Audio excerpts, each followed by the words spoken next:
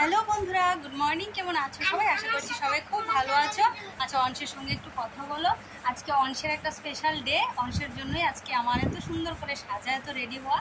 তো কি বলছি, আজকে অংশের শ্রেষ্ঠাংশের হলো নবীন বরণ। তো এই জন্য স্কুলে যেতে হবে। তো এই জন্য আমি এই সুন্দর একটা শাড়ি পরে নিয়েছি। হ্যাঁ, আজকেও বলে দিই, এটাও কিন্তু আমার মায়ের শাড়ি, ঠিক আছে? আমার মার শাড়িগুলি খুব সুন্দর, আমার বেশ ভালো লাগে, তাই আমি আমার মার শাড়িগুলি পরি। তো এখন রেডি হয়ে গেছি। তো চলো স্কুলে গিয়ে তারপর আবার দেখা হচ্ছে তোমাদের সঙ্গে। এখনের মতো টাটা, অনেকটা বেলা হয়ে গেছে, টাইম হয়ে গেছে, এখন বেরোতে হবে। দিনটা ছিল 25শে বৈশাখ। তোমরা দেখেই বুঝতে পারছো আমি চলে এসেছি স্কুলে। আর হ্যাঁ, আগে তো একটু বলেই দিয়েছিলাম যে আজকে কি। তো আজকে হলো কবিগুরু রবীন্দ্রনাথ ঠাকুরের জন্মবার্ষিকী। আর সাথে আজকে নার্সারিতে ভর্তি হয়েছে, সেই জন্য আজকে ওদের দেওয়া হবে নবীন বরণ উৎসব। আজকে পালন করা হবে স্কুলে। তো সেই জন্য আমাদের এখন স্কুলে আসা।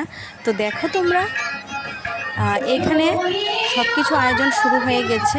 স্কুলের প্রোগ্রাম, স্কুলে এসেও পড়েছি আমরা 11:30 থেকে 12টার মধ্যে। আর এখানে চলছিল গান বাজনা, কারণ রবীন্দ্র জয়ন্তী মানেই কিন্তু আমরা জানি রবীন্দ্রসঙ্গীত। আর রবীন্দ্রসঙ্গীত দিয়ে কিন্তু রবীন্দ্র নৃত্য।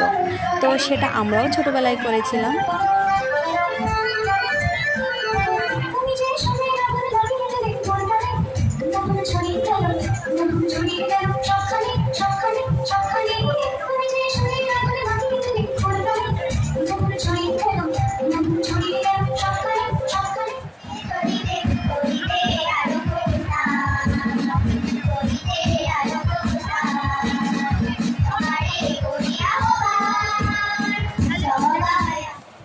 তো চলো বন্ধুরা, অনেক তো গান নাচ দেখেছো, এবার শুরু হয়ে গেছে কিন্তু প্রস্তুতি ওদেরকে বরণ করার। এই যে দেখো, সবার হাতে কিন্তু ডালা সাজিয়ে দাঁড়িয়ে গেছে খুদে শিশুরা।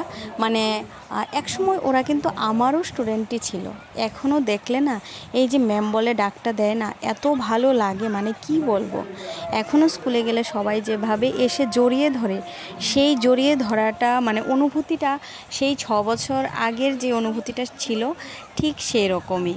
তো এখনও আমি ফ্রেশ ফিল করি। তাদের এই ছোঁয়াটা আমি এখনও আমার কাছে ফ্রেশ। এখনও মনে করি আমি ওদের সঙ্গেই আছি, ওদের মাঝেই আছি। নিজেকে এতটাই মিলিয়ে নিয়েছি না ওদের সঙ্গে, মানে ভুলতেই পারি না কোনো রকমে।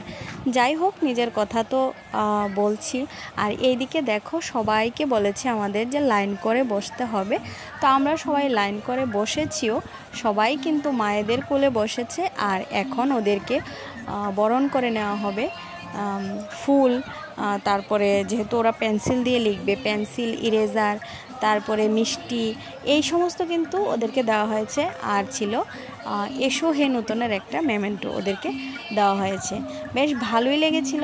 অনেক দিন পরে স্কুলে গিয়ে এইরকমভাবে অনেকটা সময় থেকেছি।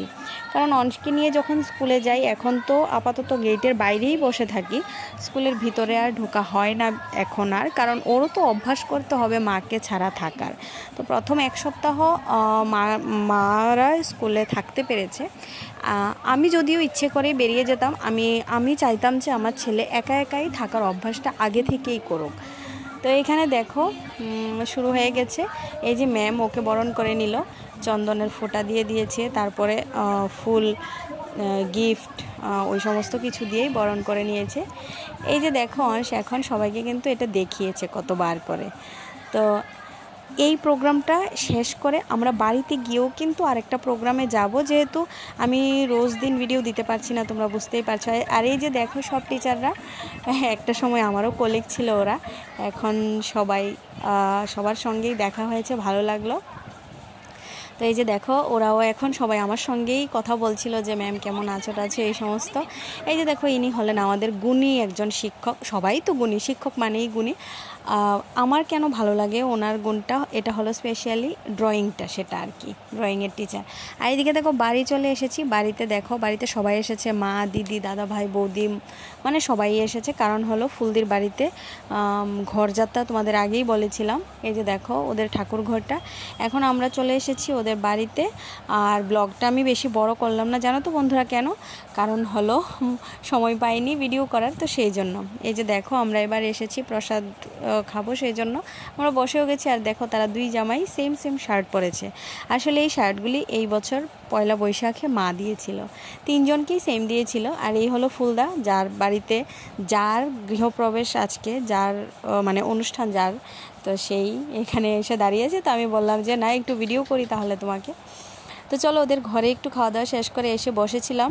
আর এই হলো তাদের নতুন রুম টুম যা আছে, সমস্ত কিছু আমি ভিডিও করতে পারিনি, সেই 10 রুমে গিয়ে আমি ভিডিও করার মতো সময় ছিল না। টাটা।